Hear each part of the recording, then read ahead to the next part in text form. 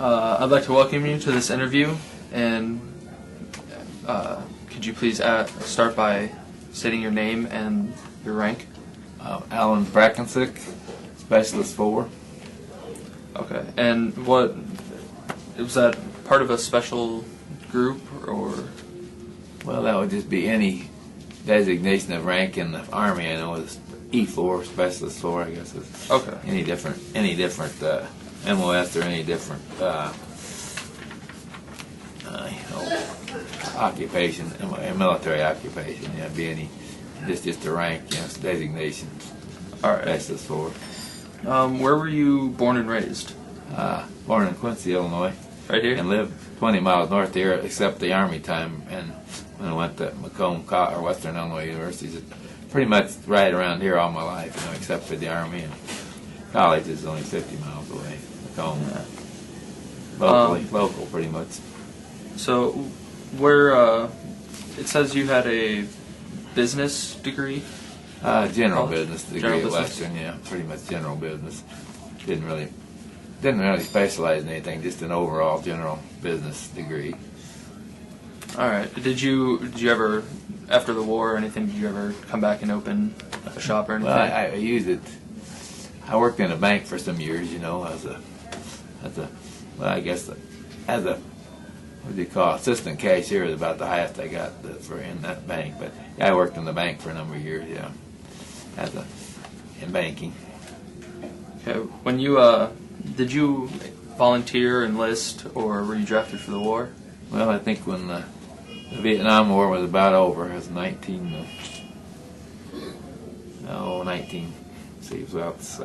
71. It would have been 71. I got my draft number. It was number 17. So I knew that I would be drafted. But like I said, Vietnam was about over. But so I knew I'd be drafted. So I took my induction physical and I got passed. And so what I did was took a delayed entry program. You could delay your entry into the armed forces by 4 or 6 months, and therefore you could go in at a little later date. I wanted to hunt ducks in the fall, so I was married in the meantime, so I wanted to delay a little bit further. So yes, forgot what your question was. All right. How long before you were drafted for the war had you been married? I was married my senior year at college, so I just about a year, and then I went in the service. Like I said, I think it was about 13 months after I was married. I went into the service. Went in St. Louis, and then that was where I went into the military in St. Louis, Missouri. Then from there it was on to another place. But okay. Did you have any kids when you left? No children. Okay.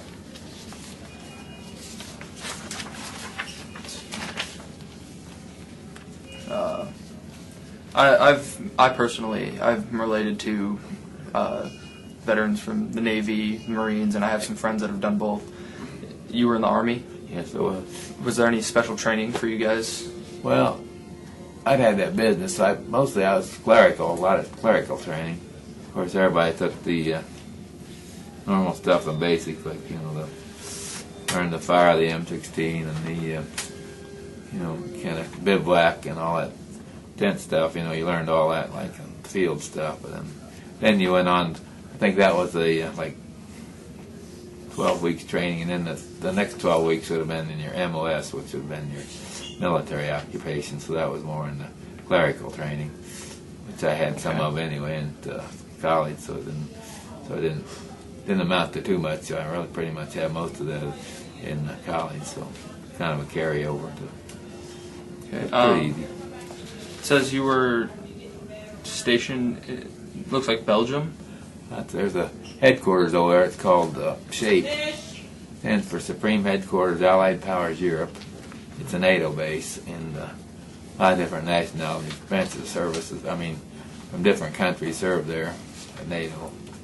It's a good assignment, pretty It also international. said you did work with a lot of nationalities. I enjoyed that. Yeah, that was the best. Yeah, you worked with a lot of different. Can you give us some examples, from where? Well, there have been Norwegians, Danes. There's a few French, lot of British, basically British Navy women. Who else? Germans.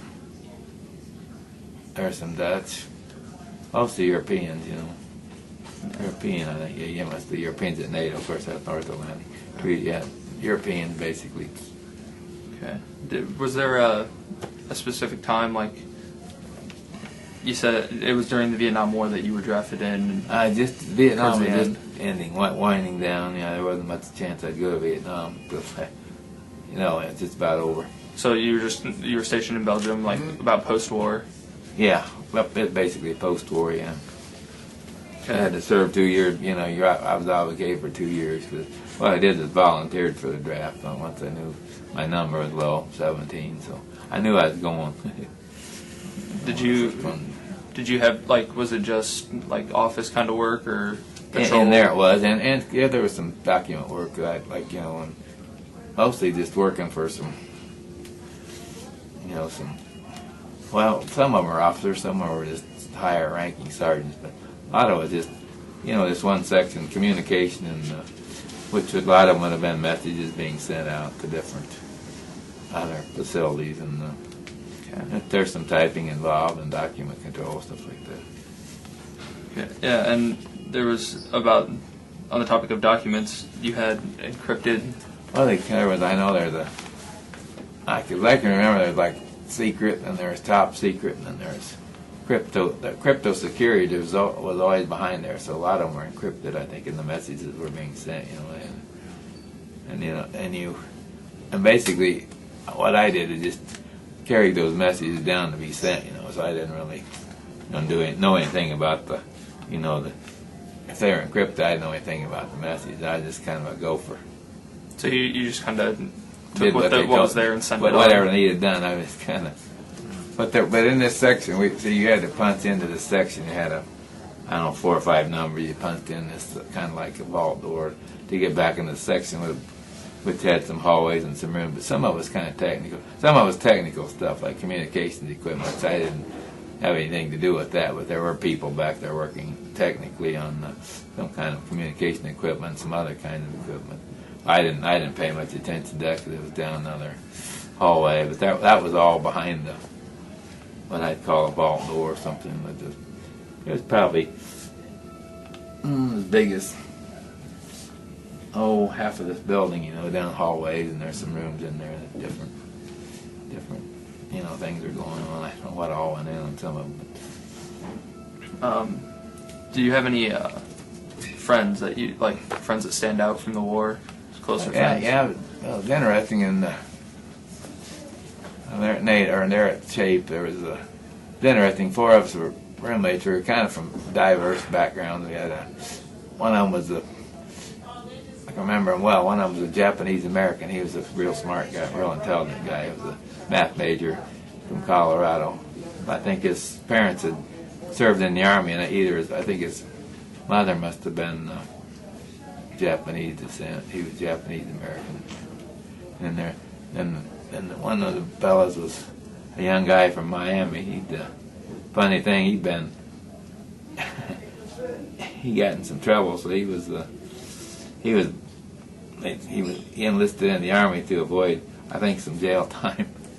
But he ended up at Shape. I don't think he worked he was more in the motor pool. I don't think he didn't have maybe the clearance that some others did. But then the 4th guy would have been a black guy from Pittsburgh, Pennsylvania. He was an interesting guy. It was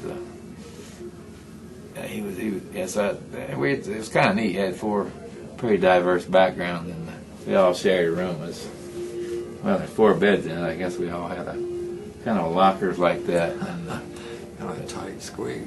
well, it might have been a little bigger than this, but there's basically sectioned off into 4 little areas. There's 4 of us in that room, and then the barracks there's a lot of rooms like that so it was pretty diverse. So you had some because your motor pool and had any kind of number of things that a base like that would have.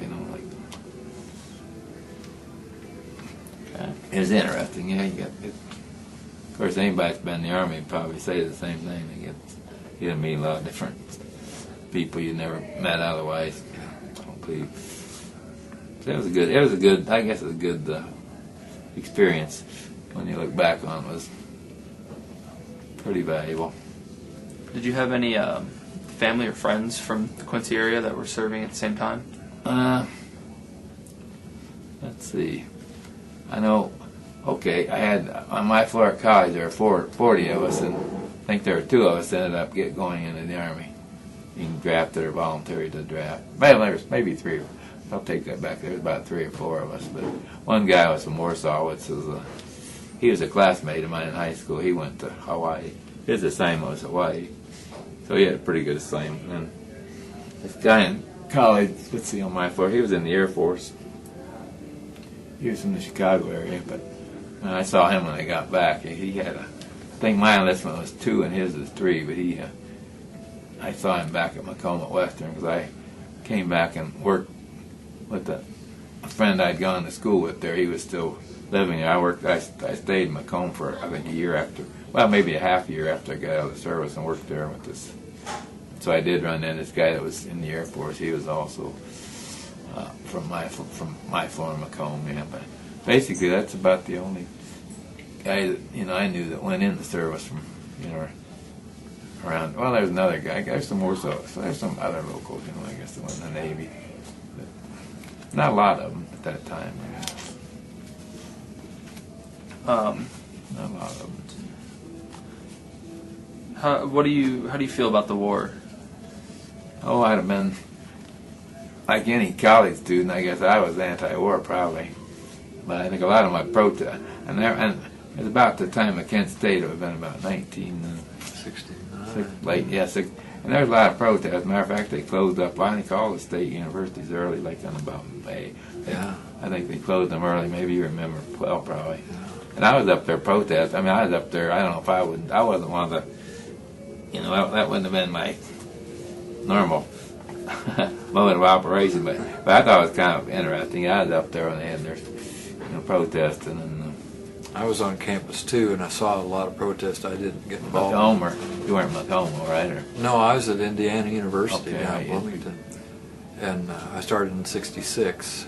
Yeah, this would have been 67 or 67 to 71. 69, that was I think, was Kent State, maybe. Kent State, I think, was 69. I think it was. That was quite a big deal, wasn't it? That was a big deal. That scared everybody. Yeah, it was a bad scary deal. time. Bad deal. Yeah. Getting back to the encrypted, like your work with the documents. I'm in a history class, and we kind of just briefly touched on the subject yesterday of Vietnam. Did you were you sending all the documents over there? No, most of these were sent to most of them were members of NATO that were being sent to, there's an AFCENT, and I think that's in Holland. That's another NATO base. And no, I don't think we sent anything to Vietnam. I mean, we weren't really dealing with. We were part of the North Atlantic. I don't think we had anything to do with Vietnam, really. Nothing, actually. I'm sure. I don't believe. Unless they shipped some equipment over there, I wouldn't know about that. I don't think they had too much to do with Vietnam, probably. So, but you were stationed in Belgium. Did you listen to newscasts and whatnot to follow the war as much as you could, or even when you were home? Yeah, I'm sure. Yeah, you're pretty much. That was the thing. Every night in the news is that Vietnam end. I'm pretty sure you got a pretty good pretty good dose of it every night. In the news, I think. Yeah, you're real good. Yeah, it was Dan Rather. Yes, he did a lot of that. Yep, he did it, didn't he? Yep. No, he used to talk to the guy across the hall. He was in Vietnam. He saw some action. We talked with a few Vietnam vets. He said he wouldn't even want to talk about it because he saw a lot of action, but I see war as a necessary evil, but I really don't. I mean, I would be. I think Vietnam. I don't know what they accomplished. I'm sure there's a big difference between those who served in Vietnam and those who served in Korea or in World War II. But there is. I bet there is. Yeah, we get that a lot in our interviews. Yeah, I bet Marvin over there could tell you it wasn't. He could tell you more than I did. I wasn't there in Vietnam, but I've heard. Yeah, it wasn't. It wasn't the most. You're right. You're exactly There's what a big you difference said. There's a big difference. What you get back. Was it difficult for you to contact any family or friends back home? Meanwhile, I was in there. While you I was were overseas. yeah. Well, I didn't come home any since my tour was only like less than 2 years by the time I'd served my basic. But so I didn't come home. Like the guy from Miami came. I know he flew home once. Probably the guy from Pittsburgh flew home once. But I stayed the whole time. And I was married when I went in, but I got divorced when I was. Let's see, I was over there for a couple of years, but a couple of months prior to the divorce. But I probably, after the divorce out there, I didn't figure much use to come home, really. It was nice. We traveled a lot. We went to Spain, we went to Holland, went to Paris. We traveled a lot. It was a good assignment. Yeah. I enjoy a lot of it. Not the marriage probably wouldn't have worked out anyway. It was one of those, you get married in college because you, the thing to do, I guess. I don't think either one of us hold any ill feeling towards one another. It didn't work out. I don't think we probably should have been married that young. Same with me. I got married and it didn't last. We're still friends. Well, this lady, she was of German descent, and her parents were. I'll never see her again anyway. I don't know what happened to her, but anyway, no. Do you have any memorable experiences from while you were stationed? Quite a few. I think the nicest, I didn't go to Greece. A lot of them went to Greece. I went to three of us. One of my roommates, and the other guy across the hall. Three of us went to Spain for 10 days in September, right before. I got out in late December. We went to Spain in September previous to that, a few months before that. That was a very enjoyable one. We drove down through France. It's a nice drive, and we ended up in Spain. About I would say less than 50 miles south of Barcelona. We stayed on this little coastal town called Sitges, Spain. We stayed in that was pretty interesting. Just to see a little of the culture of Spain. Went to bullfight there in Barcelona. Yeah, that was pretty memorable. And then went to a rock concert in Frankfurt, Germany. They're flying in every British band you can imagine because they had a big Air Force base there. And who did they have? I remember. Lion the Family Stone, Rod Stewart, and Sly Stone, Black Sabbath, you name it, they had them all. But a 3-day concert, they're just flying. They fly one. You could see them drop in this Air Force base there in Frankfurt, I guess. They just kept running them through there, Very, very good concert. It was very mini Woodstock, but it was I think it was about at least 2 days, about 3 days, I think. They kept flying them in and out. That was memorable. Wow. Holland is memorable, I guess.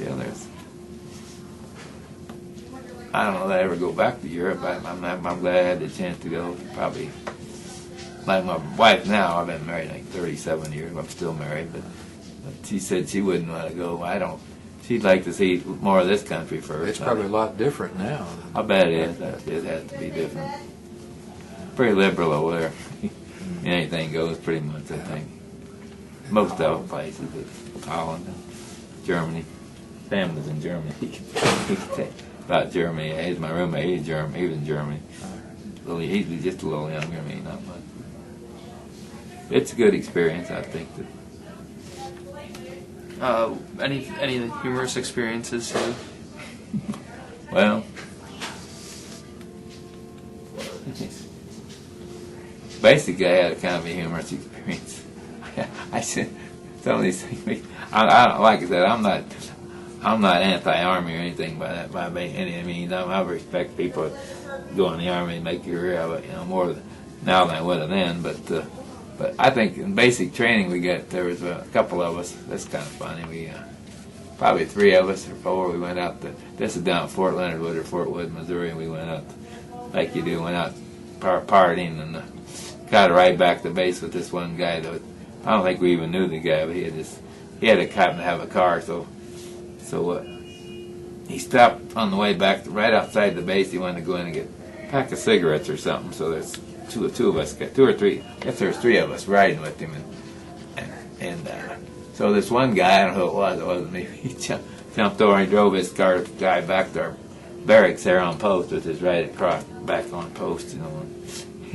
And so actually we actually took his car, right? But I mean, I imagine he was kind of partying anyway. And then so the next morning we found that I think the MPs were standing at the foot of our bed, and they hauled us down to Waynesville jail. That was kind of so the guy, I think the guy might have had a little racket going, because I think we each had to pay about, I don't know, $50-$75 to get the charges dropped. So it's just kind of interesting. I don't know if this guy had a racket going, but Sounds like it. he might have. But that was kind of humorous the way it turned out. It's kind of shaky for a while there, you know. I wonder what was going to happen. Waynesville jail didn't look like a nice place to be. It says in here something about Allied Command Europe. Well, Allied Command Europe. ComSec. Well, that's the section we were in, I guess. The communication and security. That part of NATO, they're on the or that branch of the communication is communication and security. That was the command we were with there at the NATO, Allied Command Europe. That was what would you call that? Well, that's a section of the Army, or the Army we were in there, Allied Command Europe. Communication and security, I guess that'd be an Army designation. Okay. Or maybe a NATO designation, I'm not sure which. Okay, and also there's also this it's a marksman medal. Well, like everybody in the Army had to qualify at the rifle range. I think there's marksman and sharpshooter. I think marksman is probably where you qualify by hitting a certain, by passing. And there'd probably be the sharpshooters. There's several grades above that. I don't remember what probably sharpshooter was one of them. I think marksman is just your basic qualifying to being proficient on the weapon, M16. Yeah, it's a pretty good weapon, I guess. That's the only time I fired it was in basic training. But Have you participated in any memorials or commemorative services? I mean, going out like to the Vietnam Memorial in Washington or anything? Or Yeah. Quincy, I knew Quincy had this honor flight, right? I mean, Right. no, I haven't personally. No, I haven't. No, Are you thinking about doing that sometime? probably not. No, like I said, I wasn't really part of the war effort. You know, I probably, like I said, I respect the vets. But I don't think I would have any desire to probably do that. I don't think. Probably. It's a pretty popular thing. It is, yeah, I know. A lot of vets have done I it. would support it, but I just don't think I'd probably be inclined to do it. Probably, I don't think. I'm sure it wouldn't. No. How did you feel when the war ended? Like when listening to the news and everything, did you go out and celebrate or? I was probably glad. I think everybody's getting tired of hearing about it for one thing. And a lot of people come back maimed. Yeah, I mean, but yeah, I think I was glad that was over. That was a long war, too. It was actually. a long war, I think. It started, a lot of people, I didn't know this when I was in college, but the war started about 1955. That's what Sam and them tell me. I heard back. It started a long time ago. Way before we even were called. But, That's right. I knew about it from the nightly news. Yeah. and that lasted, how long? Probably 15 or 16, 17 years, something like that? Or, I got married in '75. I don't know if that would have been pretty much all together over by 1975. at least by then. I think so. Yeah. Probably all together ended in there. Probably. It was just such a long stretch It was out. drawn out. Yeah, that's what I remember about I think it. people got tired. Yep. I have a question I was going to ask. Now, were you on campus at the time? Yeah, I was on camp. Matter of fact, What was your camp? This was Macomb, you said. Macomb, yeah, Western. What was the campus atmosphere like at that time? it was Do you a remember? party school. I think probably. It's always been kind of that, but it's. My daughter, I've got a daughter who's a senior in high school. She refused. She says she don't want to go to Western, but she's going to study more in the medical profession. Oh, I think she's going to end up going to U of I, which is good for her. I mean, That's a good school. big school. Her and my wife visited it last weekend. There's no way I'd want to go there, but I'm Champaign. surprised she would. But she likes it. She's not very, well, she's not exactly socially backwards, but she's not real into, social, going out. But she really liked the big campus, which surprises me. I didn't think. But more power to her. She's always had her desire, heart set on being going to what they call biomedical engineering. She really wanted to get into Washington University down in St. Louis, but I don't think she'll be able to do that at least for a year or two. So she got a pretty good deal at U of I, so she's going to take that. So That's good for her. it is good for her. Did she ever ask you much about your war service? No, she's not really interested. She's not really too interested. I mean, no, not too much. Not real interested in that, I don't think. But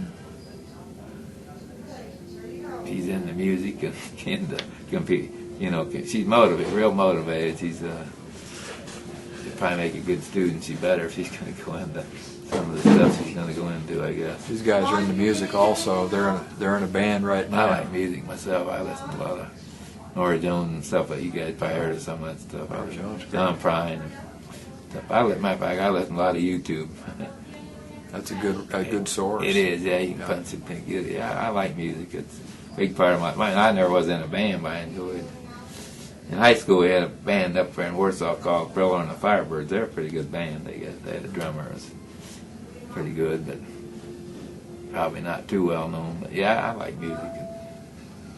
Just as a listener, not as a performer. Yeah, I appreciate music a lot. I often said if it wasn't for music and laughter, I'd let you to this world sometime. I absolutely agree with that. Yeah, Good you laughs gotta laugh sometime. A good laugh's worth a lot. Yeah. We find in these interviews, it goes these different directions. Humor, sometimes horror. Yeah. Because some of the stories are just horrifying to listen to. But then how do you survive those things? I mean, that's why we do these interviews. We want to find out what the experience is like. And if very often humor is one of those things that saves it. Well, I have MS. It's been pretty painful having MS. That's the reason I'm in here, basically. Oh. How long have you had to suffer with this? Not suffered with it. I mean, endured it for since 1977 when I was diagnosed. Is that right? 30-something, whatever. What is it? 70. Just 12 minus 35 years, I guess. Yeah. But I've only been wheelchair bound since 2000, so it's not been too bad. I was able to do quite a few things before. You're pretty mobile now. You seem like you get around pretty good. Now? Yeah. Just in a wheelchair, but I'm not. I'm a lot better than I could be after how many years? That's 35 years, yeah. Yeah, you gotta ask. It's a tough disease, though. Is this helpful staying here? Does it help here? Yeah, is this a pretty good place to stay? It's not home, but it's the right price, and it's. I mean, it's good. Yeah. I mean, if you have to be in a place, this be my first choice. It'd be better than any private nursing home I've ever visited. I've never lived in one. I don't think I could, but here. I really appreciate the fact that it exists for servicemen. Well, I am too. It is a great. Yeah, it's a great thing. The cost is right. Yeah. Really, I mean, you go price a private nursing home. Sometime you're going to pay. Oh yeah. $4,500 Wait a minute, $4,500. Think about this. A month. Yeah. Break you up real fast. Even if you had $100,000, you'd go through that pretty fast in a private nursing home. I don't think it's going to get any cheaper either.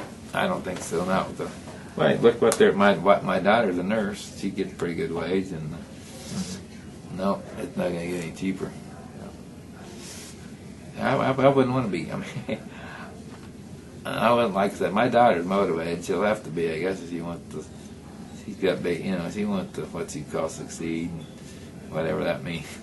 Well, and monetarily too, but that's part of my job, and part of what we try to do at the university is try to encourage these guys, because they're getting ready to go into a world that's suffering a little bit right now. Economics are tough. And it's tough. It's not. The job market's not great. I wouldn't want. I wouldn't want to be a student again. I mean, I wasn't, like I said, I wasn't motivated then as I might have been if I could see the future. I mean, it might have been. I hope I'd have been. I'd hope I'd have been a little more motivated. I got fairly good grades, but I could have done a lot better probably. What would your advice be to these guys about the service, about military service, or Well, what's your feeling about that? I'll tell you, if you didn't have any basic goal, basic direction where you had a field that you're interested in, or you didn't have any special skills or interests, I think it'd be a good deal, probably, because you're gonna.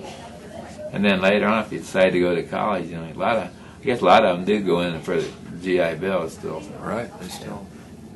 It's a good deal, I think. We just had a visit from, did you guys see that, the Marines? We had a visit from the Marine officers trying to get, offering our musicians a chance to audition to be in one of the Army bands, or one of the Marine bands. And those were very nice deals, and they pay really well. They would be, yeah. Easy. They got a lot of different fields the guy go into, I'm sure. I'm not familiar with all the MOSs, but there'd be a lot of... I'm a jazz player, Yeah. and the jazz bands are just amazing now. Are they? Oh, they're great. They've carried that same tradition since World War II. They had jazz bands then. Now it's even better, and they pay very well. Yep. If you want to be a career, if you want to be an officer, you guys are going to be college graduates, right? Mm-hmm. Then you could really. If you want to think of it monetarily, you could probably make some pretty good bucks as an officer. It's a very good deal what they pay for it. Right? And then retirement, how long you have to be in? 20 years don't give you. I guess that gives you some sort of retirement. It seems like it's still 20. I don't know if that gives you as much as you might be able to. Families talk about it anymore. You have to maintain a certain level of proficiency before you can even re-enlist, I think, in certain MOSs, I think it is. Probably. Yeah. I believe it is. I don't know. That's what he was saying. But I would think the service would be, for a lot of people, like that guy from Miami, it was a good deal for him, I'm sure, because he was into some trouble. I like the guy. He was real young. I think he must have went in the Army at 17, but he got in that trouble, I think, and he ended up going to NATO. I remember the guy well. He was a fiery little red-headed guy. He was from Miami, Florida. Yep. It seems like some people are better suited to serve in the military than others. Yeah. Did you find any of that when you were in? Yep. Yeah. I think that's very true. They Remember any stories about some of the guys that didn't work out too well? Man, I remember this guy from. There were several memorable characters I met in the service. Yeah, there were a guy from Oklahoma. He was the Okie all the way. He was quite the. I forget what his MOS would have been. He must have been he's an Oklahoman. I'd never met any Okies before. He was a nice guy, just a lot different. What would you say? A lot different. Different personality. Personality, yeah. And you find it from even in that person in Illinois or something. Distinct personalities. The guy from Pittsburgh, I enjoyed him. He was a black guy. He played a lot of. Probably learned a lot of musical. I got a lot of my musical taste from listening to his music. I bet. He's pretty good guy. Yeah. Well, that's one thing about the service. You get all different kinds of cultures blended together. Right. That's a good thing about it. In fact, having to learn to live together. Yep, that's right. Part of it exactly. Because it's not automatic living. You gotta. Of course, I was a farm boy, but I'd been to college, so that was a big plus for going. Like my mom used to always say, "Oh, hey, they took you right out of Silver and put you on that plane and sent you to Europe." I'd never flown, probably, and I've been a jet, big jet. That was your first time on a jet? On a big one, I'm sure. I think commuter. I flew a commuter plane from. I came back from Fort Leonard. Let's see, we flew. We could fly into Quincy from somewhere. I was on one of those, what do you call those? Those little commuters, commuters they had. Yeah. But I'd never really flown a jet. I flew out of Kennedy and just go about straight up, That was an experience in itself, just seeing airports. You know, like I landed in Brussels, and of course at Kennedy, I'd never been in a big airport like that. Then coming back, we came back. We came back through Fort Dix, and then we ended up going to Philadelphia. We bused to Philadelphia. We either took a bus, or I think it was more like a limousine from Kennedy over to Philadelphia, which wouldn't have been too much of a drive. Maybe an hour, maybe an hour and a half, and then flew from Philadelphia to Chicago. It was a long trip home, I know. And after we got to Chicago, we took a taxi and stayed there all night. And then I think I took a bus down to Springfield, Illinois. And I think my parents, which I hadn't seen for live. Oh, yeah. Then my brother, I think one of my brothers came and picked me up at the bus depot in Springfield, Illinois. So kind of a long trip home, but it's a different legs in the journey getting home. Of course, that's part of any military service, I imagine. Sure. Just kind of go. I mean, I kind of pity him. I kind of think about my daughter having to go through what she's got to go through. Some things she's not really used to that type of. But she'll have to get used to what you have to do, I guess. That's life, isn't it? It's life, I guess. That's kind of how. That's life. I think that's what these guys are learning too. That's life. It's kind of hard sometimes, but What else you got? what else you got? So you got any what are some of those closing statements? Well, is there anything else I should ask you about from your time over in Belgium?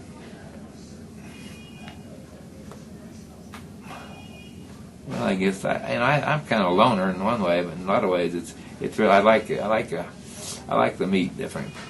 I like to be involved in different meeting different, learning about different nationalities. I really look with fondness on those memories from meeting those different people I met.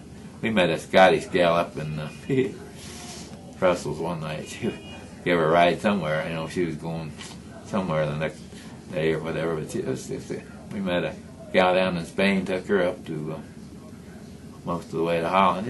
Just the personalities you'd meet on the road. I mean, did you read those books, The Drifters, or was there a book called The Drifters about that time? Maybe not The Drifters. Well, there was a band called The Drifters. This is a book written by somebody about the. It's about, you mean about travels? Yeah, The Drifters, I think is I can't remember who wrote that book, but I read it. It dealt with people that traveled and younger people. I think it was forgot where they were. It sounds like some of your best experiences were just traveling overseas. Well, I miss traveling. Like I've been. Yeah. I mean, I don't.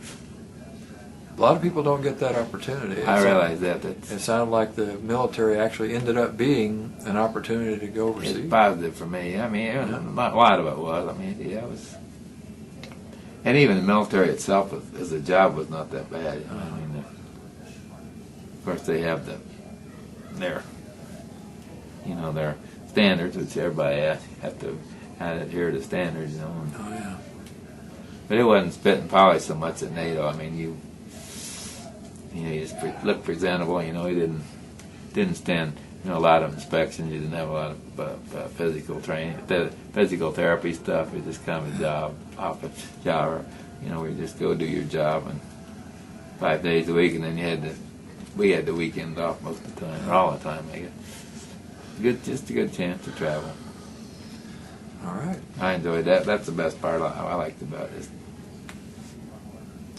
Well, we want to thank you for this interview. Thank you. We've learned a lot. Something maybe. Well, every interview is different. And I've been doing this for about 7 years now. And it's always refreshing. Everybody has a unique experience. Right. And so I need to ask you one more question before we thank you at the end of this thing. You need to give me an idea of, I've got to give these guys grades, so you need to give me an idea of how the interview went. How would you assess this guy's interview skills? Between A, B, and C, give me a range or give me an idea what. I'm putting you on the spot. I know you that. put me on the spot. How well did he do? Did he pull it off? I think he did very well. Yeah. Coming in here and interviewing the guy. I think he did well. Okay. All right. Maybe A minus. A minus. That- Okay. We You know got to what be my- honest. You know here. what my grade point was in college? What was your grade point? Only about a C plus. I don't think that's about what mine was. That's the Seems that one.